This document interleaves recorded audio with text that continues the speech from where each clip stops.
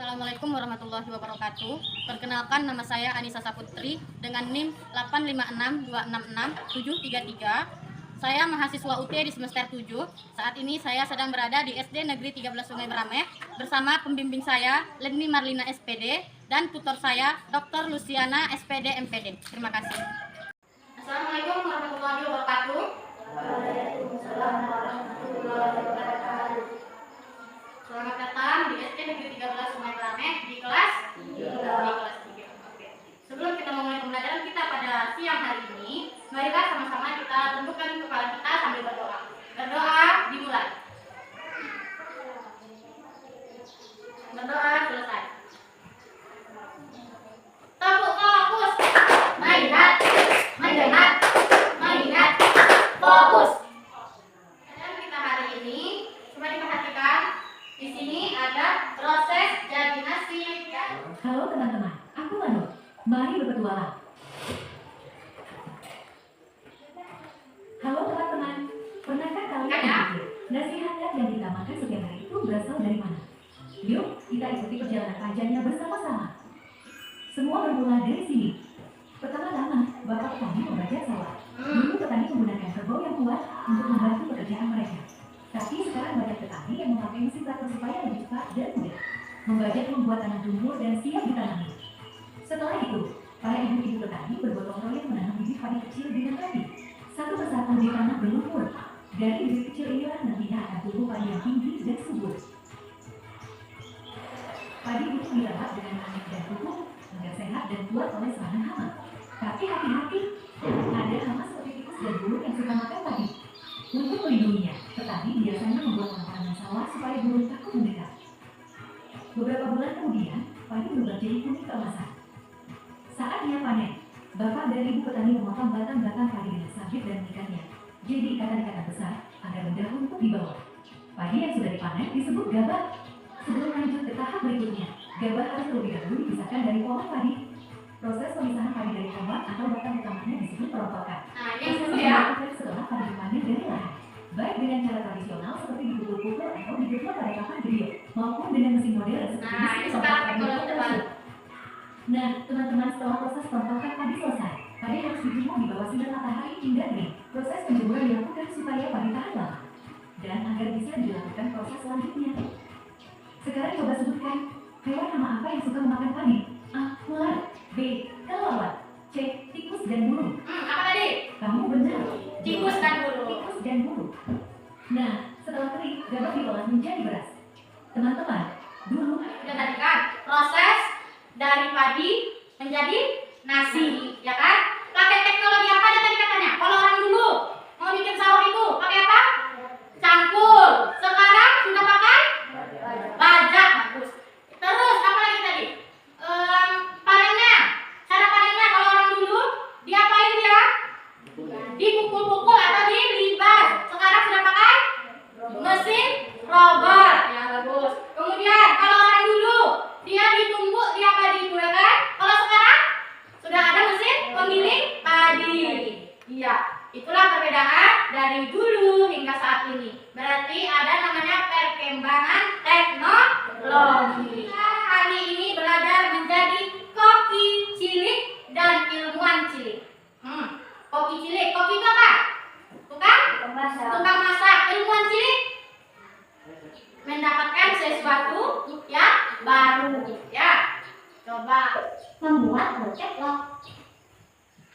Bahan-bahan yang dibutuhkan: telur, garam, dan juga minyak. Lanjut ke proses pembuatan. Nyalakan kompor, lalu tuang minyak secukupnya. Pecahkan telur,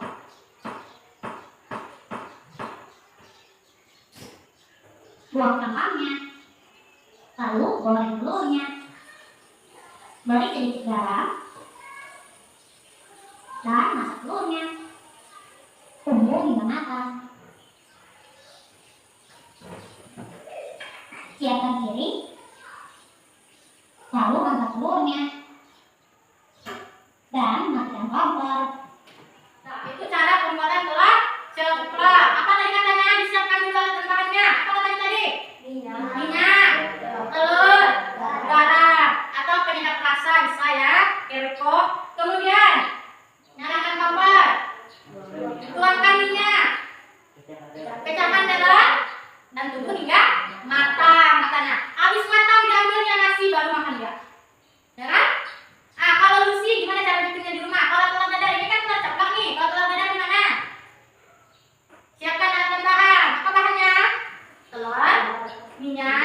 garam, dan micin, reko, ya kan?